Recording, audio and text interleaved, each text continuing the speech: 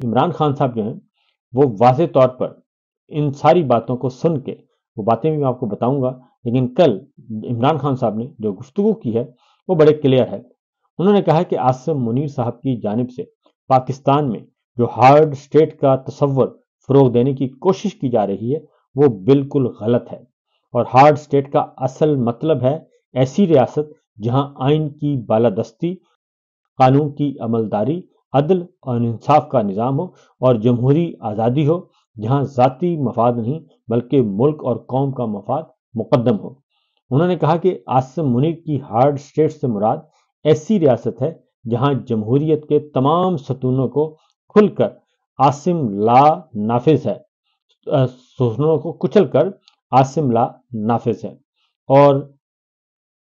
یاد رکھیں، عمران خان صاحب نے کہا کہ یاد رکھیں، عوام کی تائید اور حمایت کے بغیر کسی بھی ملک میں کسی ہارڈ اسٹیٹ کا قیام ناممکن ہے۔ جو مظالم عاصم لا کے تحت ڈھائے جا رہے ہیں ان میں سے ریاست ہارڈ نہیں بلکہ اس کی جڑیں مزید کمزور کر رہی ہے، اور 26 نومبر اور مرید کے کی طرح اپنی ہی فوج، رینجرز اور پولیس کے ذریعے اپنی ہی عوام پر گولیاں برسانے کے سے ریاست کوئی مضبوط نہیں ہو سکتی۔ خیبر پختونخوا کے عوام نے تحریک انصاف کو بھرپور مینڈیٹ دیا ہے، اور اس مینڈیٹ کے تحت یہ میرا آئینی اور جمہوری حق ہے کہ صوبے کی پالیسیاں خود مرتب کروں، کیونکہ میں براہ راست عوام کو جواب دہ ہوں۔ اور وزیر اعلیٰ خیبر پختونخوا سہیل آفریدی کا بھی حق ہے کہ وہ میرے ساتھ مشاورت سے صوبوں میں ان پالیسیوں کا نفاذ یقینی بنائیں جن کے لیے عوام نے ان پر اعتماد کیا ہے اور ہمیں ووٹ دیا ہے۔ عمران خان صاحب نے کہا کہ تحریک انصاف کے دور میں بہتر پالیسیوں کے باعث خیبر پختونخوا سمیت ملک بھر میں امن قائم ہوا، مگر رجیم چینج کے بعد سے حالات مسلسل بگڑتے جا رہے ہیں۔ میں 3 سال سے مسلسل کہتا آیا ہوں کہ ہمیں دانش مندی سے اور دوراندیشی کا مظاہرہ کرتے ہوئے افغانستان کے ساتھ پرامن انداز میں معاملات آگے بڑھانے چاہیے، لیکن افغانستان کے ساتھ دانستہ طور پہ کشیدہ صورتحال ہوئی اور تشویشناک صورتحال ہوئی۔ نفرت اور تصادم کسی صورت کے مفاد میں نہیں ہے۔ عوام کے حقیقی نمائندوں کی بنائی ہوئی پالیسیاں ہی دہشت گردوں کا دیرپا حل نکال سکتی ہیں۔ انہوں نے کہا کہ میرے خلاف بھی جھوٹے مقدمات بنائے گئے اور جان بوجھ کر مقدمات کو لٹکایا جا رہا ہے۔ القادر میں 10 مہینے ہو گئے، میرا کیس ہی نہیں سنا جا رہا، نہ میرا نہ بشرا بی بی کا سنا جا رہا ہے، اور یہ ضمانت کا درخواست تھی اور اس کو تاحال تاخیر کا شکار بنایا ہوا ہے، اور صرف اس لیے بنایا ہوا ہے کہ میں ان کو انکار کر رہا ہوں اور مسلسل انکار بھی کر رہا ہوں اور چیلنج بھی کر رہا ہوں۔ اور انہوں نے کہا کہ ارکان اسمبلی کو اور وکلا کو ہدایت کی ہے کہ تمام کیسز کے معاملے میں عدالتی کاروائیوں سے میں باقاعدہ طور پہ شرکت کریں، ہائی کورٹس میں، سپریم کورٹ میں، اور اس کے لیے عدالتی اور قانونی جنگ میں تیزی لے کے آئیں، اور اب اڈیالہ جیل کی طرف رخ نہ کریں بلکہ عدالتوں کا رخ کریں، کیونکہ چیزیں وہاں پھنسی ہوئی ہیں اور انہی کے دروازے کو کھٹکھٹانا لازمی ہے۔ تحریک انصاف کے دور حکومت میں نواز شریف کو جیل میں روزانہ کثیر تعداد میں سیاسی رہنماؤں سے ملاقات کی اجازت تھی، فیملی کو بلا روک ٹوک آنے جانے کی اجازت تھی، اور اس کے برعکس انہوں نے کہا کہ آج مجھے مکمل تنہائی میں رکھا ہوا ہے، اور اس سے بڑے سیاسی انتقام کی مثال پاکستان میں ملتی نہیں ہے۔ اور اس کے ساتھ انہوں نے کہا کہ مجھے جیل مینول کے مطابق یہ تمام سہولتیں میسر ہونی چاہیے، لیکن جیل مینول پر بھی عمل نہیں کیا جا رہا، اور یہ سب کچھ اس لیے کیا جا رہا ہے کہ میں ان کی بات نہیں مان رہا، اور لہٰذا انہوں نے کہا کہ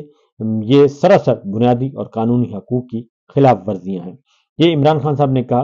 اور یہ اس ساری گفتگو کے بعد کہا جب یہ آفر کی جا رہی ہے جناب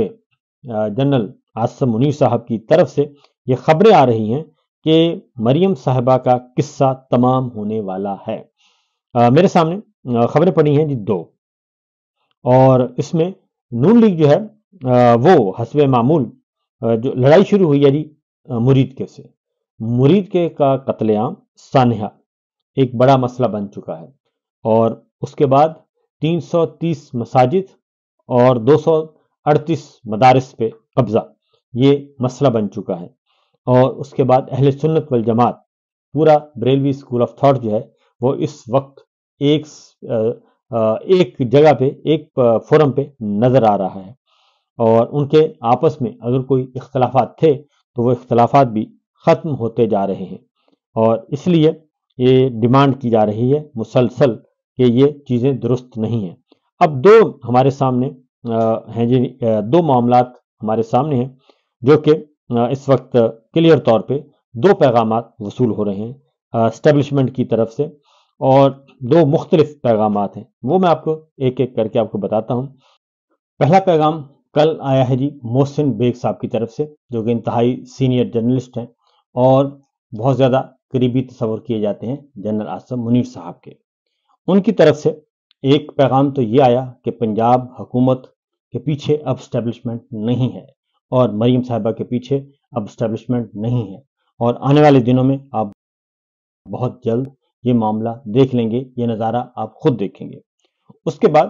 محسن بیگ صاحب نے یہ بھی کہا کہ جتنی خدمت نون لیگ کی تیفی بٹ نے کی ہے، جتنے پیسے خرچ کیے ہیں، کوئی اور کر کے دکھائے۔ تیفی بٹ کی ساری فیملی نون لیگ کے ساتھ رہی ہے، کیونکہ تیفی بٹ کو ایک مبینہ پولیس مقابلے میں، جعلی پولیس مقابلے میں رحیم یار خان میں قتل کیا گیا ہے، اور وہ ہلاک ہو گئے ہیں، اور ان کے بھائی جو ہیں تیفی بٹ کے، وہ بھی اس بات کا برملا اظہار کر چکے ہیں کہ ان کے بھائی کو دبئی سے یقین دہانیوں کے ساتھ وہاں سے لایا گیا، اور ہم عدالت کے سامنے سرنڈر کر رہے تھے، اور عدالت کے سامنے ہم نے آپ کو بے گناہ ثابت کرنا تھا، لیکن اس کو کراچی لایا گیا، اور کراچی سے بائی روڈ لاہور لایا جا رہا تھا، اور رحیم یار خان کے قریب بتایا گیا کہ جی وہ مارے گئے ہیں پولیس مقابلے میں، اور اس کے پھر ان کی جو ڈیڈ باڈی ہے وہ بھی وہ کہتے ہیں کہ شرائط کے ساتھ ہمیں دینا چاہ رہے ہیں کہ لکھ کر دیں کہ ہم کوئی کارروائی نہیں کریں گے، اور پھر ان کے دوسرے بھائی کا بھی ایک سٹیٹمنٹ آیا، اور یہی بات ہوئی، کیونکہ جو پنجاب میں ماورائے عدالت قتل اور وہ سی سی ڈی کے انڈر جو 500 پولیس مقابلے ہوئے ہیں، جس میں 670 بندہ مارا گیا ہے، اور ان میں ایک تیفی بٹ بھی ہیں، کیونکہ تیفی بٹ لاہور کے نامی گرامی جو ہیں وہ